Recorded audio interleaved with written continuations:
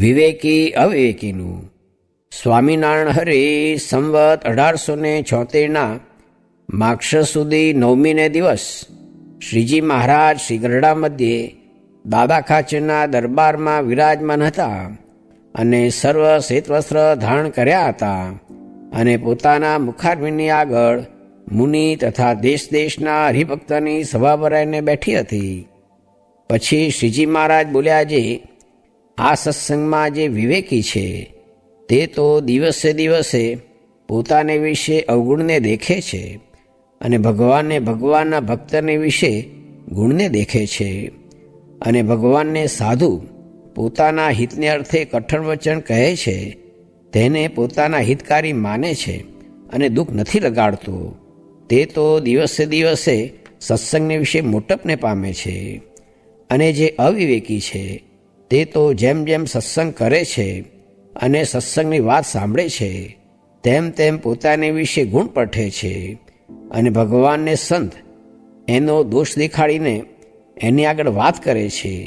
તે વાતને માને કરીને અવળી લે છે અને વાતના કરનારાનો અવગુણ લે છે. તે તો દિવસે દિવસે ઘટતો જાય છે અને સત્સંગમાં પ્રતિષ્ઠાહીન થઈ જાય છે.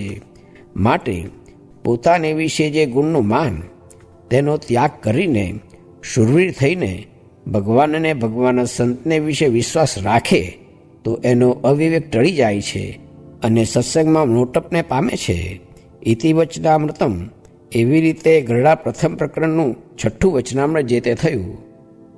સ્વામિનારાયણ હરે સ્વામીએ વાત કરી જે શિક્ષાપત્રીમાં કહ્યું છે, જે પોતાના બ્રહ્મચર્ય વ્રતનો ભંગ થાય એવું વચન પોતાના ગુરુનું પણ ન માનવું. તેમાં એમ સમજવું જે સ્ત્રી, દ્રવ્ય, સ્વાદ, સ્નેહ, માન ઇત્યાદિકનો જોગ થાય અથવા ધર્મ, જ્ઞાન, વૈરાગ્યાદિકને ઘસારો આવે એવું વચન માનવું નહીં.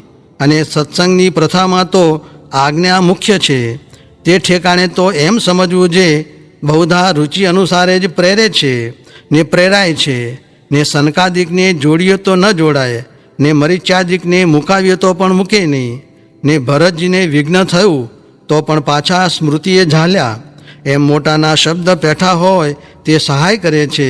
તે કોઈ વખત આંખ ક્ષેત્રે, કોઈ વખત કાન ક્ષેત્રે ને જીભ, ત્વચા આદિ ક્ષેત્રે, પણ પાછા ખબરદાર થવું પણ હારી જવું નહીં ને સુખનું ઠેકાણું ને ભાગવાની બારી તો એક જ સારા સાધુનો સમાગમ છે, પણ તે વિના તો ક્યાંય સુખ, શાંતિ કે સમાસ થયાનું ઠેકાણું બીજું નથી. સ્વામિનારાયણ સ્વામીએ વાત કરી જે કારખાના કરવાની રીતિ મહારાજે કહેલ છે. સાવજ હોય તે દિવસમાં 3 તલપું નાખે ને તેમાં આહાર મળે તે ખાય ને નારડા છે તે તો આખો દિવસ દોડતા ફરે. તેમ કારખાનું કરવું તે સાવજની પેઠે 1 મહિનો કરવું ને પછી પાછું 6 મહિને કે વરસ દાડે બીજું કરવું, પણ નારડાની પેઠે નિરંતર 12 માસ ન કરવું એમ કહ્યું હતું. સ્વામિનારાયણ હરે સ્વામીએ વાત કરી જે લખ્યું તે વાંચ્યું નહીં તો તે લખ્યું તે ન લખ્યું ને કદાપી વાંચ્યું પણ તેમાં શરત ન રાખી તો તે વાંચ્યું તે ન વાંચ્યું ને કદાપી શરત રાખી પણ તેમ કરવાને માર્ગે ન ચલાય તો પણ શું. માટે રજ તમ ન હોય ને સત્વની પ્રવૃત્તિ હોય ત્યારે સ્થિર થઈને સ્થિર મને વાંચીને મનનો તપાસ કરવો તો તે સમાસ કરે. તે મનના તપાસનું કહ્યું છે જે શબ્દ સર્વે જુદા જુદા પોતાના ઉરમાં લેવા ને તપાસવા ને એમ થાય છે કે નહીં તેનો તપાસ કરીને એમ જ કરવું. સ્વામિનારાયણ હરે સ્વામીએ વાત કરી જે પૂર્વનો સંસ્કાર હોય પણ ઉતરતો સંગ મળે તો સંસ્કાર ટળી જાય ને 100 જન્મે સારો થવાનો હોય તેને રૂડો સંગ મળે તો તરત સારો થઈ જાય. સ્વામિનારાયણ હરે સ્વામીએ વાત કરી જે ભગવાનના ભક્ત થયા છે ને પંચવર્તમાન પાડે છે તે તો પ્રકૃતિ પુરુષથી પર જઈને બેઠા છે. સ્વામિનારાયણ હરે સ્વામીએ વાત કરી જે ડોશીઓને સાધુએ વાત ન કરવી એવો પ્રબંધ બાંધીને કહ્યું જે હું ભગવાન છું તો તેનું કલ્યાણ કરીશ. માટે ગૃહસ્થને મા, બહેન, દીકરી ને સ્ત્રી તે ચાર વિના બીજાને વાત કરવી નહીં, નિકર તેને માથે કોઈ કલંક મૂકશે, તેથી વિમુખ થશે ને દુઃખ આવશે. સ્વામિનારાયણ હરે સ્વામીએ વાત કરી છે, સત્સંગમાં કેટલાક લાંબો પગ કરીને સૂતા નહીં, તથા મટકા જીતતા, તથા ખંજોળવું નહીં, તથા પ્રસાદીનું પણ ગળ્યું ચીકણું ખાધું નહીં, તથા સંકલ્પ થવા દીધા નહીં, એ સર્વે કઠણ વાત છે. ને એ રસ્તે કોઈથી ચલાય નહીં, ને તેને મનુષ્ય ન કહેવાય, તો પણ તે જ્ઞાનીની બરોબર ન કહેવાય.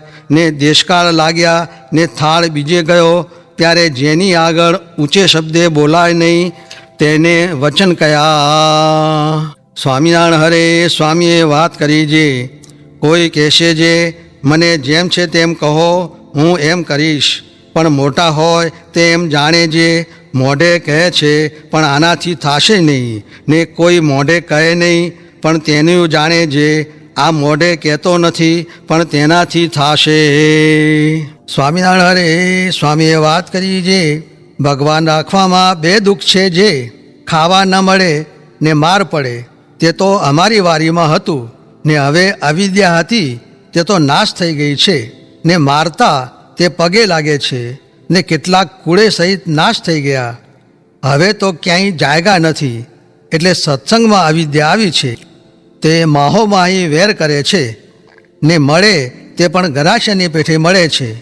ને કોઠારી તથા ભંડારી એ બે સાથે વેર, તે કાંઈ સાધુનો માર્ગ નહીં. સાધુનો માર્ગ તો ક્ષમાશીલા, ધૈર્યશીલા, બોધને નિપુણાહા એ સર્વે છે. ને આકુતિ ચિતિ ચાપલ્ય રહિતા નિષ્પરિગ્રહાહા એ છે. માટે મોક્ષને માર્ગે ચાલ્યા છીએ, તે શ્રેયાંસી બહુ વિજ્ઞાની, તે 100 વાતો સાચવીને ભગવાન ભજવા. શિરાપુરી ખાય બને રહે પઠીએ, આવત માહોમાઈ કે લઠાલઠીએ, એમ ન કરવું. સ્વામિનારાયણ હરે સ્વામીએ વાત કરી છે, મોટા સાધુ હોય તેની આ દેહ કરીને સેવા કરવી, ને ચકચૂર કરી દે તો રાજી થઈ જાય. તે ચકચૂર કરે તે પણ મરતી મરતી કાન હલાવે એમ નહીં. 1થી લાખ સાધન કરે, પણ તેનું ફળ એટલું જ છે કે વિષયથી રાગ તોડી આત્મારૂપ થઈ પરમાત્માની ભક્તિ કરવી. આત્મનિષ્ઠ થઈ ભગવાનમાં પ્રીતિ કરે છે, તેને અમે બ્રહ્મનિષ્ઠ કહીએ છીએ. આટલી વાત નવીન છે. પાત્રવિન બ્રહ્મ કે ગુણ ભારી, ઉન્મત્ત હોય જાવત નર નારી. પાપ માત્ર કહાવત જેતે, બ્રહ્મ કુ કહત અડે ન લેતે. માંસ મદિરા પરત્રિય સંગા, निर्भय करत भये अभंगा. ब्रह्म को गुण ही है ऐसा, विषय मार्ग न चलना तैसा. विषय में जब देखे असारा, तब ब्रह्म के गुण आए सारा. विषयासक्त ब्रह्म ज्ञानी जोई, कृष्ण कहे मम दास न सोई. ब्रह्म द्रोही मम द्रोही तेहु, श्री कृष्ण मुख से कहे एहु. एक से साधन बहु को, इतनो फल कहेऊ. विषय से तोड़ी राग सब, आत्मा होना तेऊ. आत्मनिष्ठ होई कर, भगवान में करना प्रीत. ब्रह्मनिष्ठ हम कहत तेही, इतनी बात ही नवीन. मुक्त मुनि कहे, श्री हरि कहता, गुरुना धर्मयुक्त वचन ते गुरु रूपे छे, एम मानવું. ગુરુ રૂપી સૂર્ય વિના જે જ્ઞાન છે, તે અંધારામાં દર્પણ ધરવા જેવું છે. કક્કો લખેલો હોય અને 2 નેત્રથી જુએ, છતાં કહેનાર ગુરુ ન હોય તો અક્ષર જ્ઞાન થાય નહીં. સત્પુરુષના સંગ વિનાનું જ્ઞાન આંધળો આપમેળે માર્ગ પામવા મથે તેના જેવું છે. નિયમ ધર્મ વિનાના જ્ઞાન બધે એવા જ છે, જે દીવો લઈને કૂવામાં પડે છે. સાચા ગુરુ તેને જ્ઞાનનું નેત્ર ખોલી આપે છે. આંખો પણ હોય અને સૂર્ય પણ હોય, છતાં નેત્રની જ્યોતિ ન હોય તો કંઈ દેખાતું નથી. ગુરુ જ્ઞાનની જ્યોતિ પ્રગટ કરી આપે છે, પછી માયિક વસ્તુ માત્ર તેને તુચ્છ થઈ જાય છે. કરિયાણામાં દેહા ખાચરના ભુવનમાં હુતાશનીના દિવસે સંધ્યા આરતી સ્તુતિ પછી શ્રી હરિએ વાત કરી, ભરતખંડ કર્મભૂમિ છે. તેમાં જીવને મનુષ્ય તન મળે છે ત્યારે મોક્ષ સરળ બને છે. સંત તેને જ્ઞાનરૂપી નેત્ર લગાડી આપે છે. ગુરુ અને સંત બંને એક છે. તેના વચનમાં વર્ત્યો જાય તે પરમ પદને પામે છે. હળવદમાં નારાયણજી વિપ્રને ઘરે શ્રી હરિએ વાત કરી, ગાઢ વનમાં ભૂમ્યા વિના અજાણ્યાને રસ્તો જડે નહીં. તેમ શાસ્ત્રના વિવિધ શબ્દો જોઈને પંડિતો પણ નહીં સમજીને નાસ્તિક થઈ જાય છે. મહાસિંધુ તરવો હોય તો આપ બળે તરાય નહીં. પાંખવાળા પ્રાણીઓ પણ પાર થઈ શકે નહીં, પણ સિદ્ધ ગતિ પામેલા સાગરને ઉલ્લંઘી જાય છે. સિદ્ધ ગુરુ નાવ સમાન છે, નાવમાં બેસે તે સમુદ્ર તરે. શ્રી હરિએ ગઢપુરમાં જીવેન્દ્ર નૃપને વાત કરતા કહ્યું, જેવા ગુરુ મળે એવા ગુણ પ્રાપ્ત થાય છે. લોભના પાશથી સૌ જીવ બંધાયેલા છે.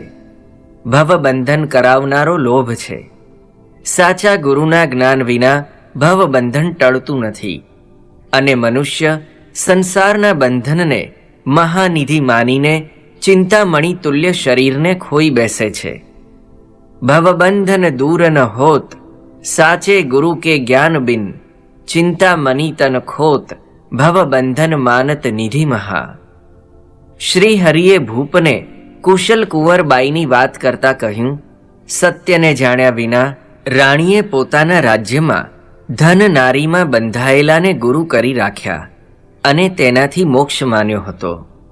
પછી અમારા સાધુને જોઈ તેમને સત્ય અસત્ય સમજાયું.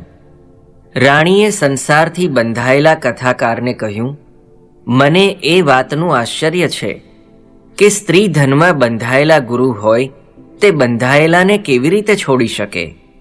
નિર્બંધ ગુરુ મળે તો જ છોડાવે. બંધાયેલાને બાંધેલાએ છોડ્યો હોય તેવું મેં આજ સુધી જાણ્યું નથી. શિષ્ય અને ગુરુ બંને નેત્ર વિનાના અંધ હોય તે એકબીજાને સહારે માર્ગ પર ચાલે પછી કૂવામાં જ પડે તેમાં સંદેહ નથી. પછી તે કથાકાર આવીને સંતના ચરણમાં પડ્યો અને કહ્યું, તમારા જેવા સંત આજ સુધી અહીં આવ્યા નથી. ઉગા મેડીના પટેલને શ્રીહરિ કહે, લૌકિક ગુરુ મળે તે લૌકિક વાત શીખવે. એ પોતે જ અલૌકિક વાત સુણી ન શકે તો તેના શિષ્ય ક્યાંથી તે સાંભળે? અલૌકિક ગુરુના મુખે અલૌકિક વાત સાંભળે ત્યારે મોક્ષ થાય છે. તે વિના મોક્ષ ક્યારેય થાય નહીં. શ્રી હરિએ ભાઈ રામદાસજી પર પત્ર લખ્યો.